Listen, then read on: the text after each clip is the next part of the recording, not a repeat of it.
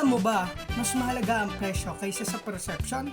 Pwes, paano kung sabihin ko sa'yo na ang tamang pag-frame ng produkto mo ay kayang lampasan ang halaga ng discount? Hi, ako nga pala si Russell Abner. Tinutulungan ko ang mga e-commerce store owners na palakihin ang benta gamit ang meta ads at marketing psychology. Alam mo ba yung feeling na kahit anong pababa mo ng presyo, parang hindi pa rin sapat para mahikayat si customer? Baka kasi hindi sa presyo ang laban, kundi sa perception.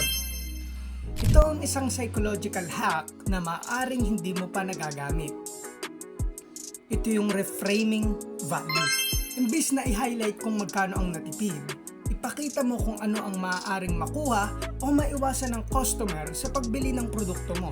Halimbawa, sa halip na save 500 pesos on this ergonomic chair, sabihin mo, experience all-day comfort and say goodbye to the back pain with our ergonomic chair. Dito, ang focus ay nasa benepisyo at sa solusyon, hindi lang sa presyo. Kaya, paano mo i-reframe ang produkto mo para mas makita ng customer ang tunay na halaga nito? Huwag na mag-focus sa presyo, ipakita ang tunay na benepisyo.